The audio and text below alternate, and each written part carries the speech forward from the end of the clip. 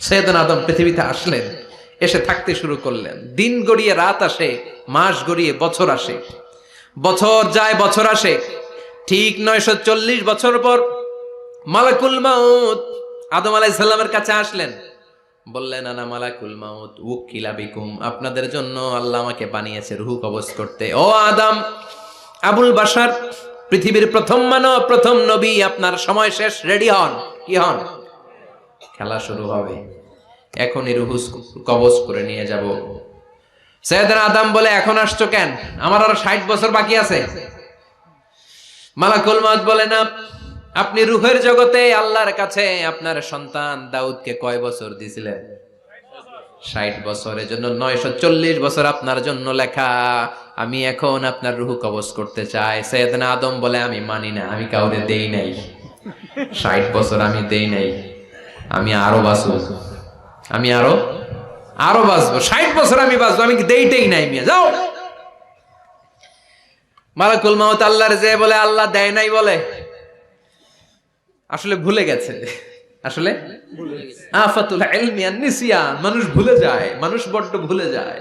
আমরা অনেক সময় খাইয়াও কই খাই নাই। অনেক কিছু আপনি দিছিলেন কিন্তু ভুলে যাই, গলার নিচ দিয়ে নামার পরে কই তুমি কিচ্ছু দেও নাই। আছে না নাই? নাসিয়া আদম ফানাসিয়া বানু, আদম আলাইহিস সালাম ভুলে গেছেন, তাই আমরাও ভুল করি, ঠিক কি না?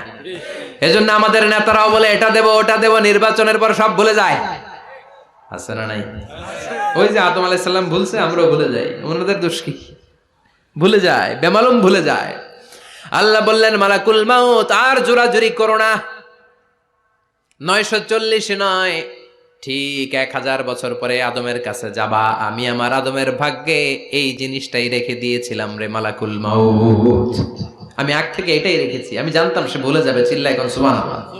তার মানে পৃথিবীর সবচাইতে লম্বা মানুষ, 60 হাত লম্বা, এত শক্তিশালী আদম আলাইহিস সালাম শ্রীলঙ্কাতে প্রথম নেমেছিলেন। এক লাফ দিলে আধা মাইল চলে যাইতেন। সুবহানাল্লাহ।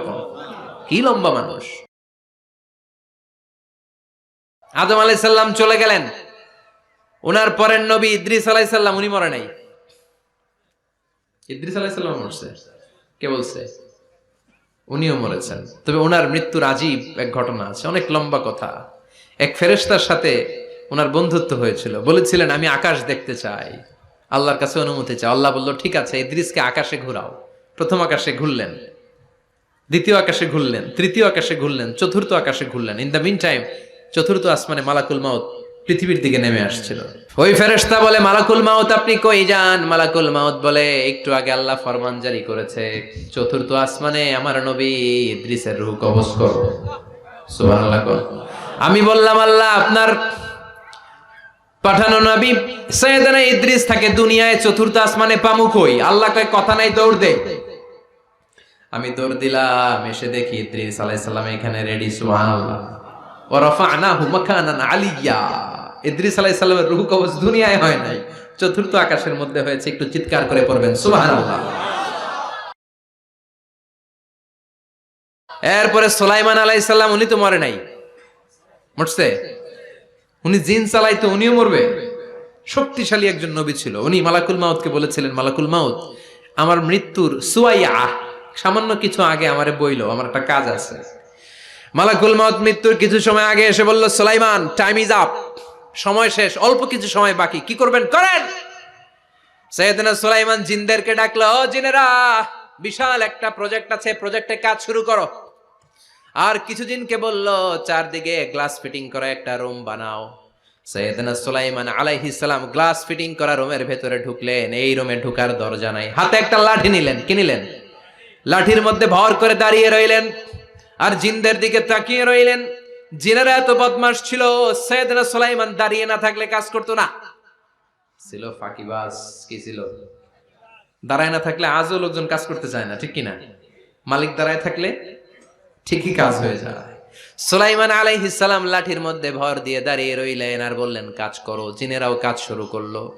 ওদিকে মালাকুল মাউত এসে বলো, সুলাইমান সময় তো শেষ। সুলাইমান বলে, সমস্যা নাই, রূহ কবজ করে।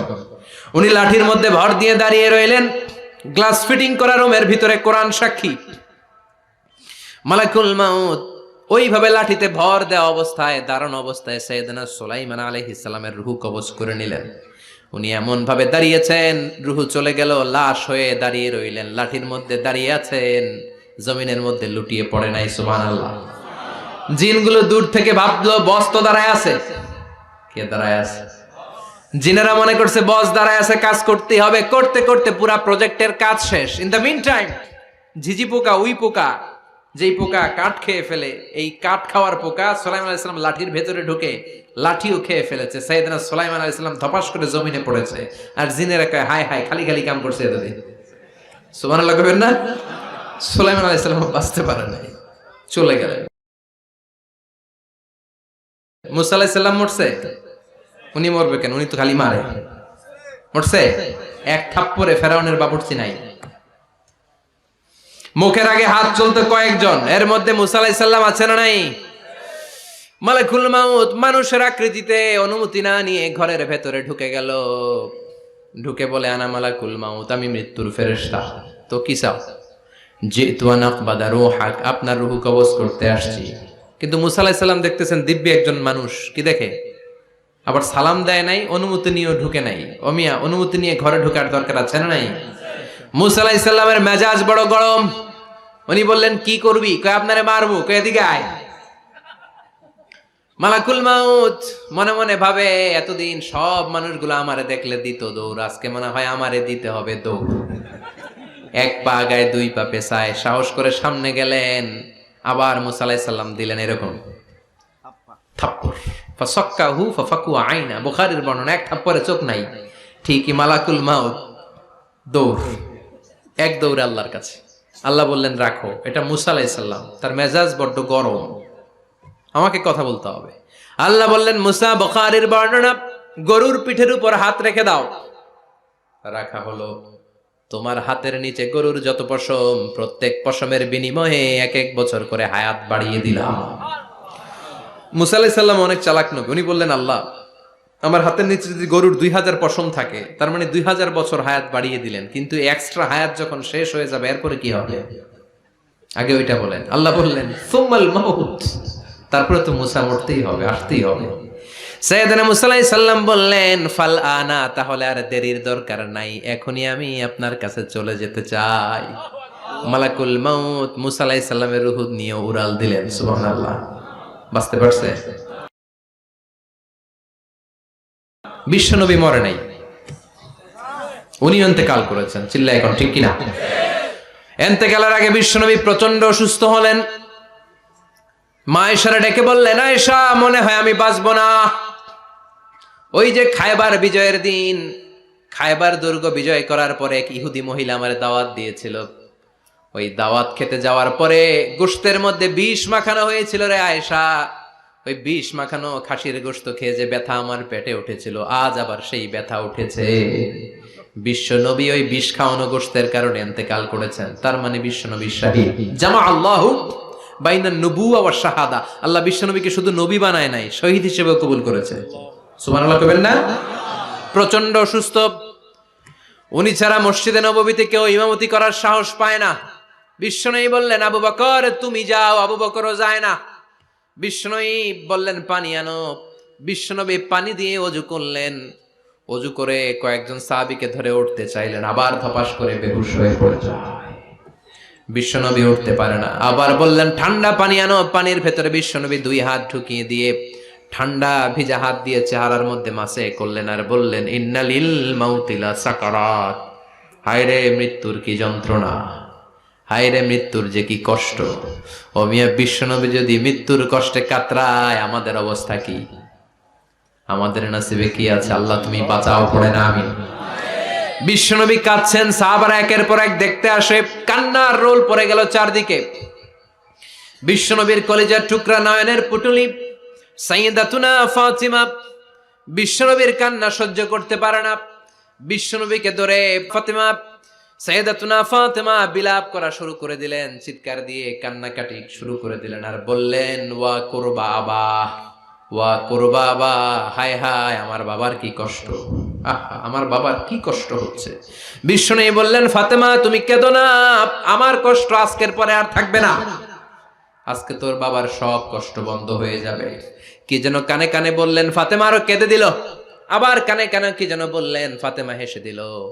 বিশ্বনবীর ইন্তেকালের অনেক পর মা আয়েশার কাছে ফাতেমা বললেন, আমি যখন প্রথমে কেঁদেছিলাম আব্বা বলেছিল আমি আর বাঁচব না রে ফাতেমা। আবার কানে কানে একটা কথা বলার পরে হেসেছিলাম, আব্বা বলেছিল আমার পরে আমার পরিবার বর্গের মধ্য থেকে সর্বপ্রথম তোমার সাথে আমার দেখা হয়ে যাবে রে ফাতেমা।